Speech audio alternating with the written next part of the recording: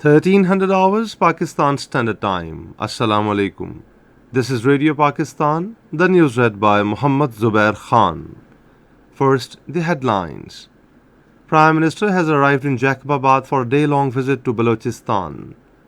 Finance Minister says stabilizing Pakistan's economy is government's top priority. World Bank will provide $850 million in aid to the 34 flood-affected districts of Pakistan.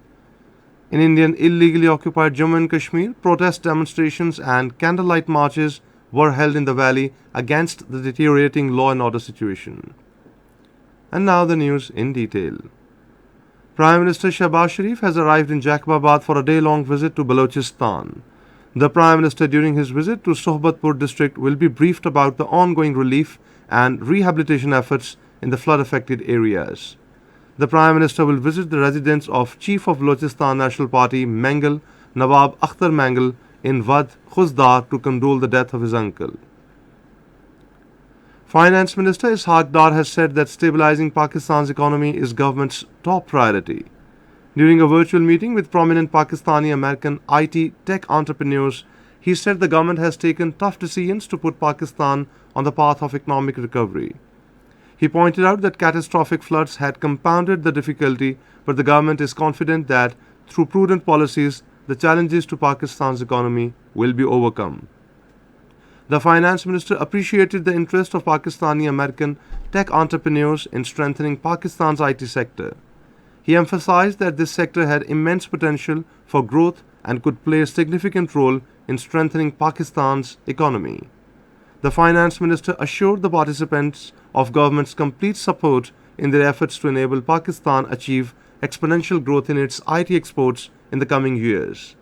On the occasion, the Pakistani-American entrepreneurs appreciated the government's focus on the IT tech sector and reaffirmed their interest in investing in Pakistan.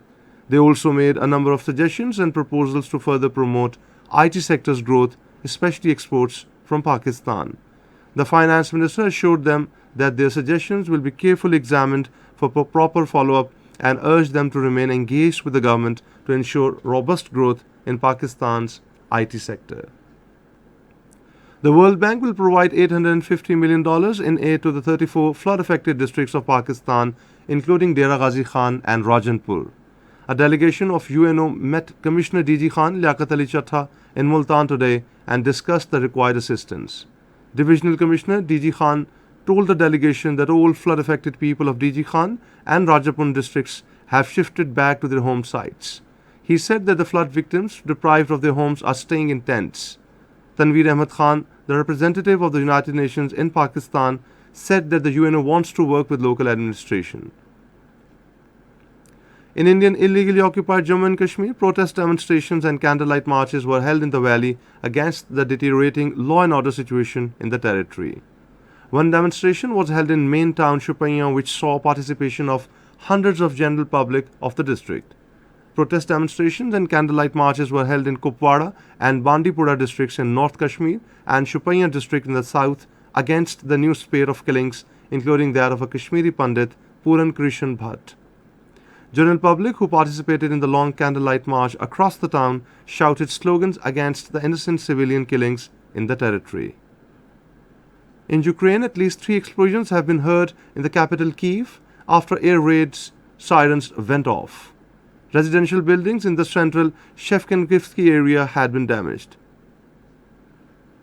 In Nigeria, more than 600 people have been died and 1.3 million people displaced in the recent flooding in the country. According to a report, over 200,000 homes have also been destroyed in the flooding. International Day for Eradication of Poverty is being observed today. This year's theme for the day is Dignity for All in Practice. The United Nations has asked every individual around the globe to commit towards striving for social justice and peace. It said, today, many people living in persistent poverty and around 1.3 billion people still live in multidimensional poverty, with almost half of them children and youth. In the 8th ICC T20 Cricket World Cup, chasing victory target 161 runs against Scotland at Hobart in Australia, West Indies were 88 for 8 in 14.5 overs a short while ago. Earlier, Scotland scored 160 runs for the loss of 5 wickets in allotted overs. The second match between Ireland and Zimbabwe is underway at the same venue. Meanwhile, the first warm-up match between Pakistan and England is also underway at Brisbane. And that is the end of the news. For more news and analysis, log on to our website radio.gov.pk and also watch live video streaming of our bulletins on the link facebook.com/Radio Pakistan News Official.